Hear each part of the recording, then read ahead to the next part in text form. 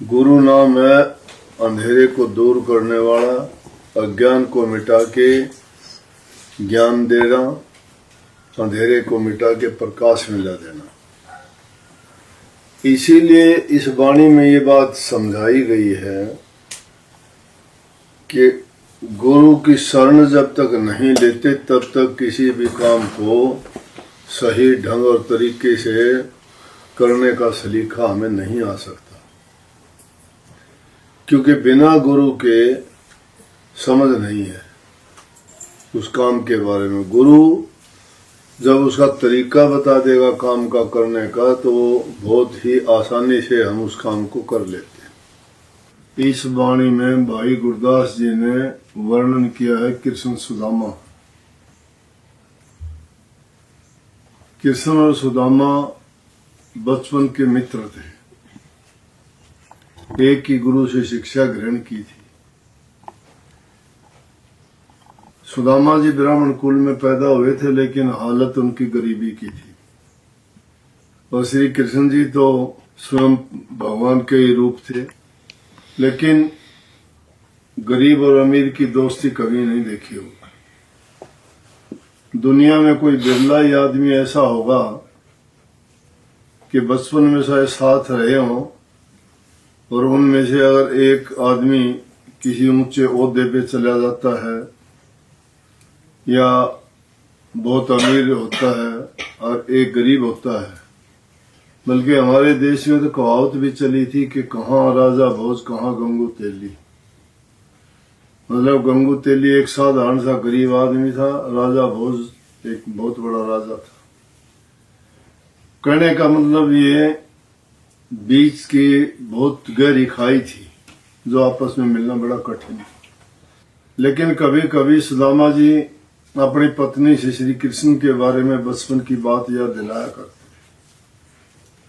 कहते थे कि वो गुरु के आश्रम में किस प्रकार रहते थे, किस प्रकार से कृष्ण जी उनसे प्यार करते थे। बहुत हम गहरे मित्र थे। जब आदमी साथ रहते हैं तो अनेकों बात घटित होती हैं आपस में। कभी मनमुटाव होता है, कभी प्यार होता है, तो कभी दोस्ती थोड़ी सी कोई दरार भी आ जाती है, कभी हंसी मजाक होते हैं। और उस उम्र में कौन जानता है कि कौन क्या बनेगा। ये तो खिलने वाले फूल को भी नहीं पता होता कि कल तुम किसी मंदिर की मूर्ति के गले का हार बनेगा या किसी मुर्दे की अर्थी पे लदने वाला माला का फूल बनेगा।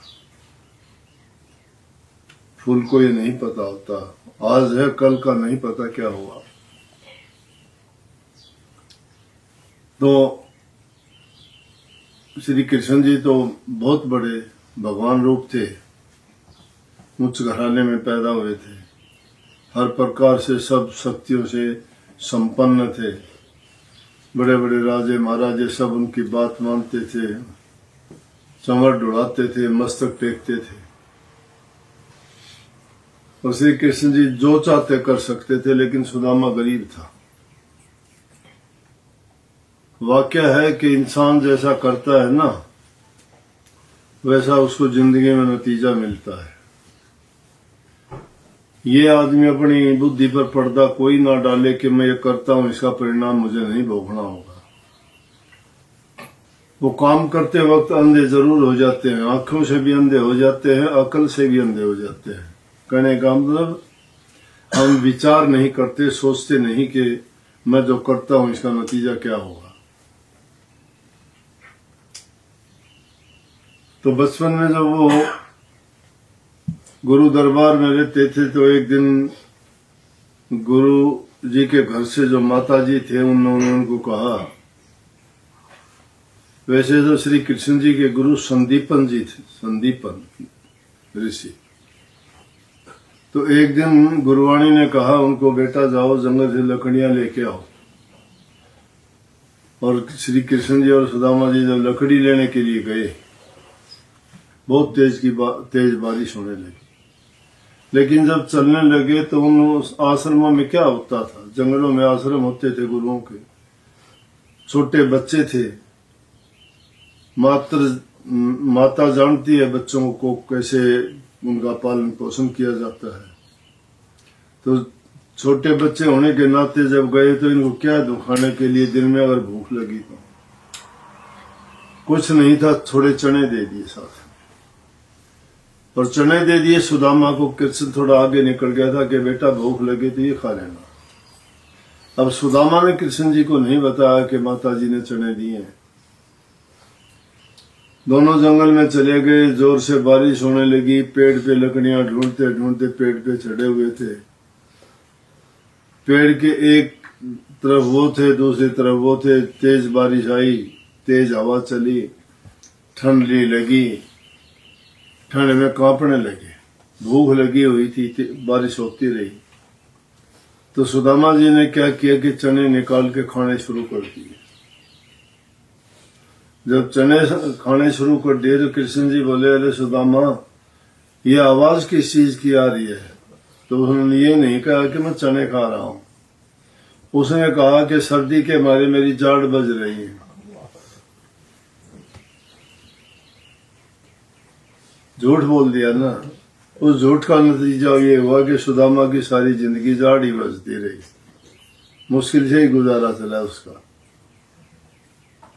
लेकिन उन्हीं कृष्ण जी ने आगे चल के क्या किया कि जब सुदामा जी घर गृहस्थी में जा लिए, दोनों की शिक्षा पूरी होगी, फिर भी उनका गरीबी ने पीछा नहीं छोड़ा। एक दिन सुदामा की पत्नी उनसे कहने लगी, आप बार बार कहते हो कृष्ण जी मेरा दोस्त है, कि देखो वो तो बहुत महान है, वो तो इतने धनवान है, आप उनके पास जाके कहते क्यों नहीं? जब आपका इतना परम मित्र था तो आपकी मदद करेगा। बोला कि मुझे कहाँ पहचानेगा, मैं गरीब, वो राजा, मुझे कौन घुसने देगा वहां? बोले जाके तो देख, मित्रता की पहचान तो दुख की घड़ी में ही होती है।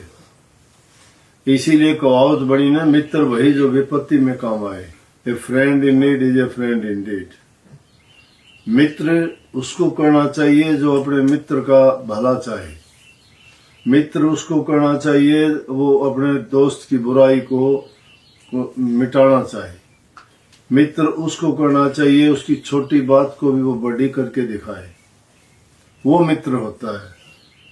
आजकल के मित्रों जैसे मित्र नहीं, उसके पास लग के उसकी बात पूछ लेते हैं और फिर बाहर जाके उसका मजाक उड़ाते हैं,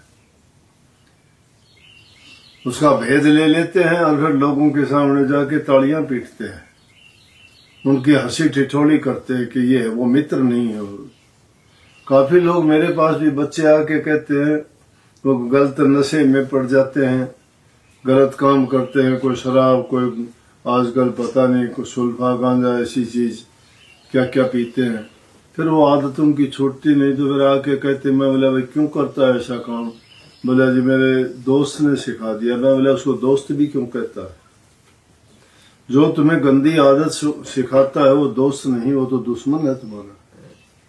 बर्बादी के रास्ते पे ले जाने वाला तुम्हारा दोस्त नहीं होता। तो असल में दोस्त की पहचान करनी हो तो जब तुम पर कोई आपत्ति, विपत्ति और परेशानी आए तब अपने मित्र की परीक्षा करो। यही उनकी पत्नी ने कहा सुदामा जी से कि जाओ, पता लगेगा तुम्हारा मित्र है तो, और नहीं है तो हम तो गरीब तो हैं ही, अपना क्या जाता है, जाके देख तो ले एक बार। बोला कि ठीक है आप कहते तो चला जाऊं, लेकिन भेंट क्या लेके जाऊं? जहां कहीं भी जाते हो 3 जगह आदमी को खाली कभी नहीं जाना चाहिए। रिश्तेदार के पास जाते हो तो कुछ ना कुछ लेके जाओ, खाली हाथ जाओगे अच्छी बात नहीं है, क्योंकि वहां तुम जाते हो तो उनके लिए प्यार लेके जाते हो।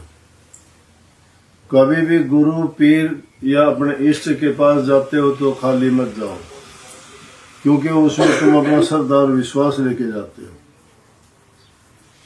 और तीसरी चीज, कहीं भी किसी हाकिम के पास जाओ, सरदार के पास, जैसे कोई राजा हो, मिनिस्टर हो, उनके पास जाओ, खाली हाथ न जाओ।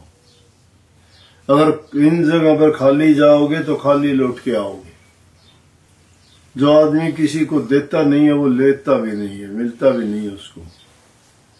लॉ ऑफ नेचर ये कहता है कि गिव एंड टेक।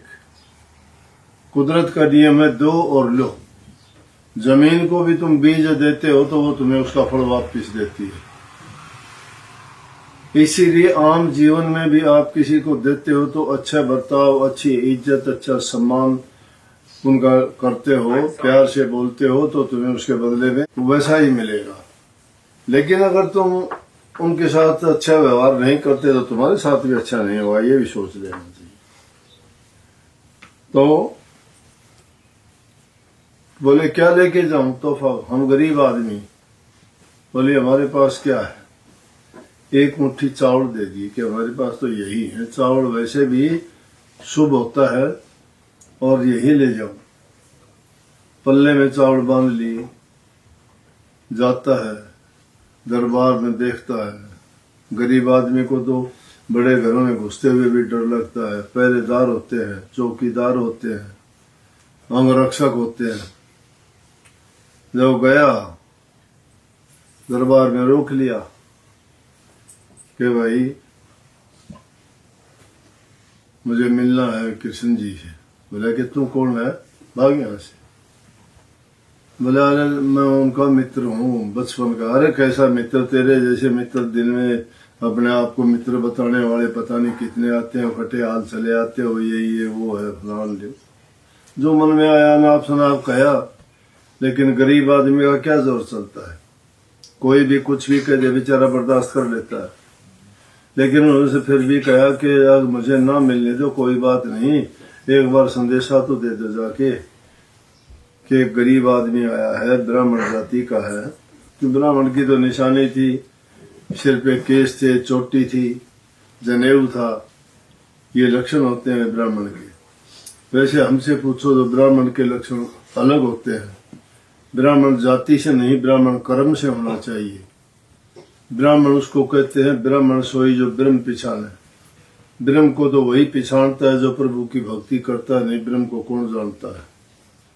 ब्राह्मण सोई जो ब्रह्म पिछाने, बाहर जांदा भीतर आने, दया जनेऊ घट में राखे, पाचू बसकर झूठ नहीं भाखे, काम क्रोध लोभ मोह अहंकार न होई, शरण दास ब्राह्मण है सोई।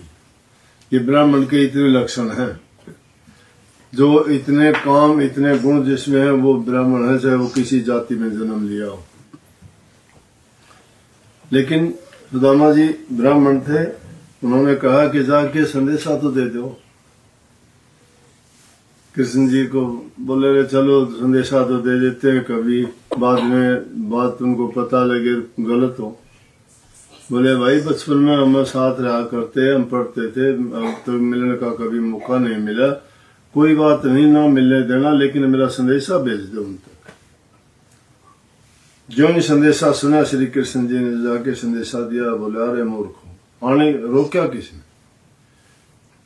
श्री कृष्ण जी ने जूते नहीं पहने, जब सिंहासन छोड़ के भागे, जो इसमें कही कि सिंहासन छोड़ के भागो, दंडोत प्रणाम किया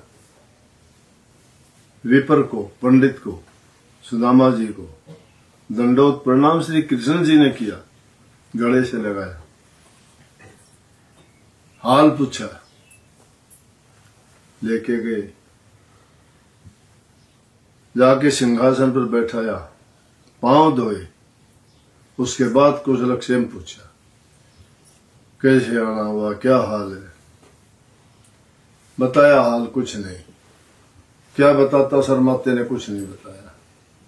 बोला बस ऐसे ही। बोला कि इतने दिन तक आए क्यों नहीं।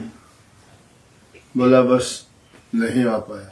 अब भी घरवाली ने कहा कि एक बार मिलके ताओ,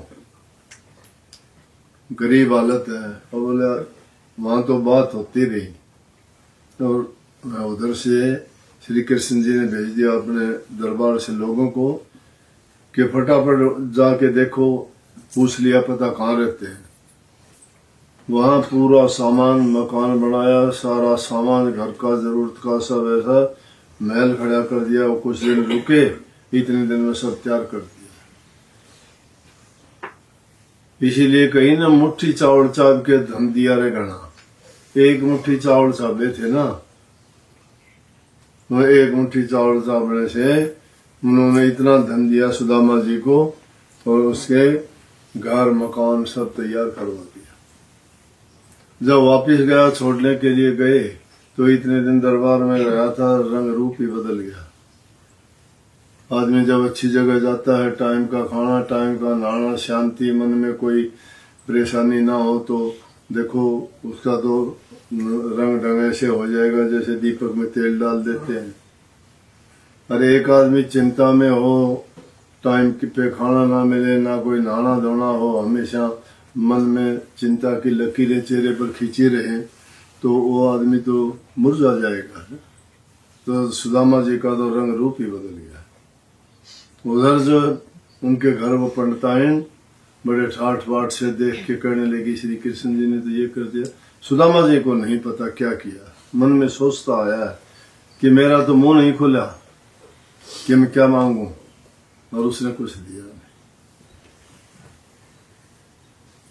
अब उसको ये नहीं पता देना था, सब कुछ दे दिया, लेकिन मन मन में सोचता जाता है क्या फायदा आया भी और कुछ नहीं कराया। मैं तो आया था वैसा का वैसा खाली चला।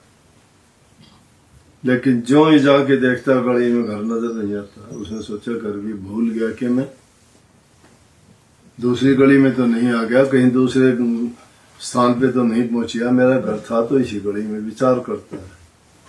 लेकिन जो ही उसके आसपास गया तो घरवाली को देख के फिर उसको समझ में आया।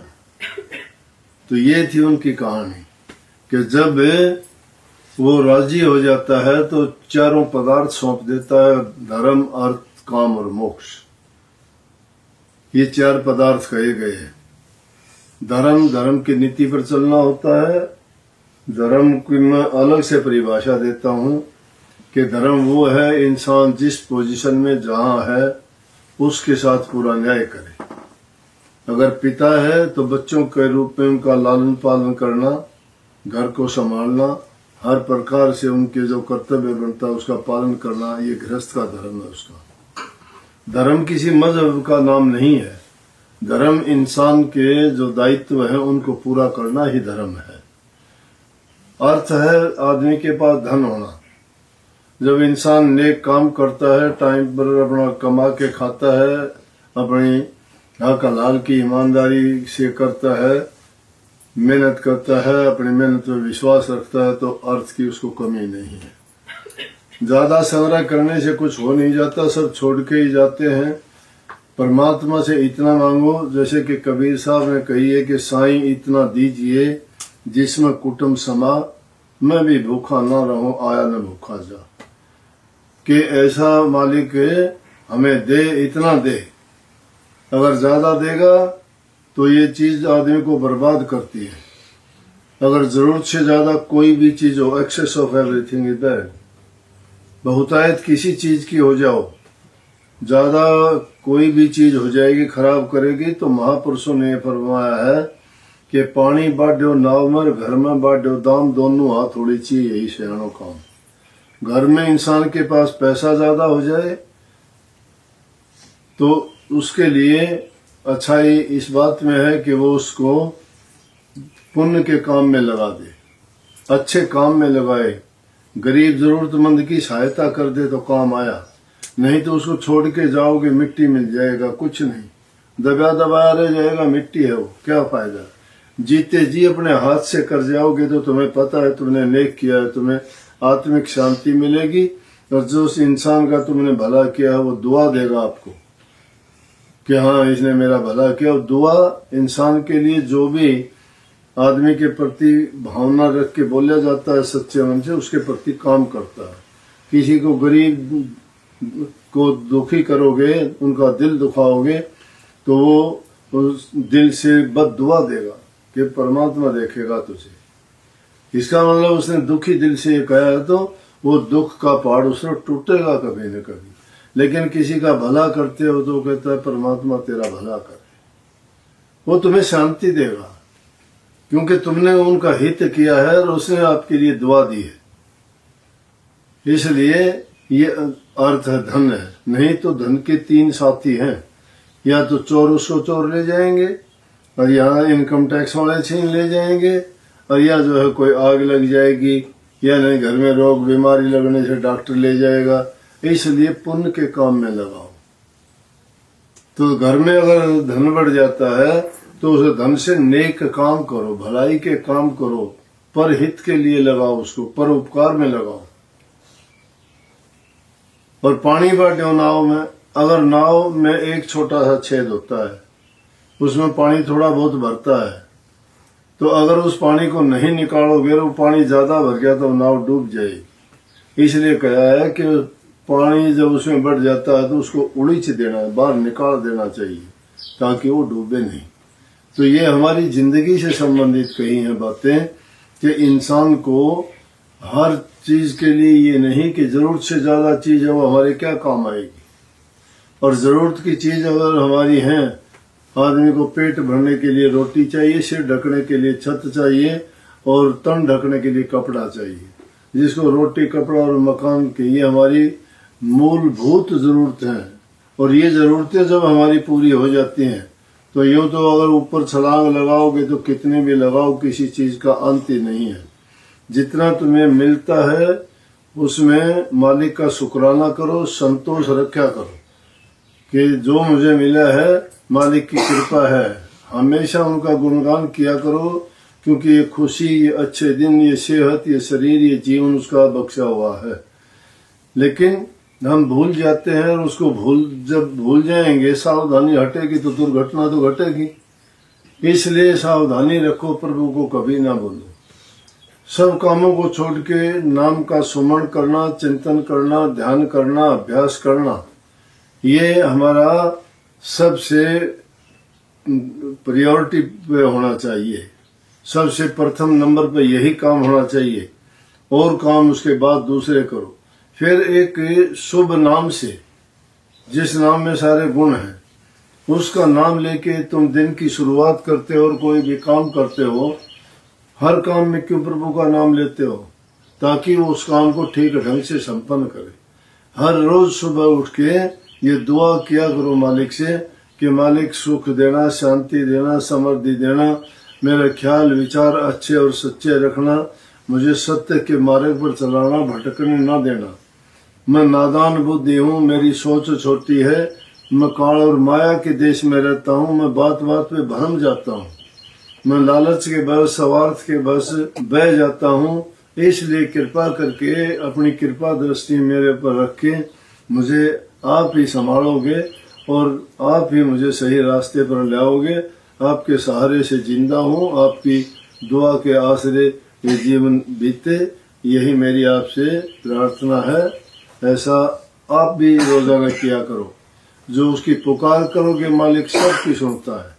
सच्चे दिल से पुकार करोगे सुनता है वो गुप्त हाथ से देता है, दिखाई नहीं देता, गुप्त हाथ से देता है, संभालता है वो।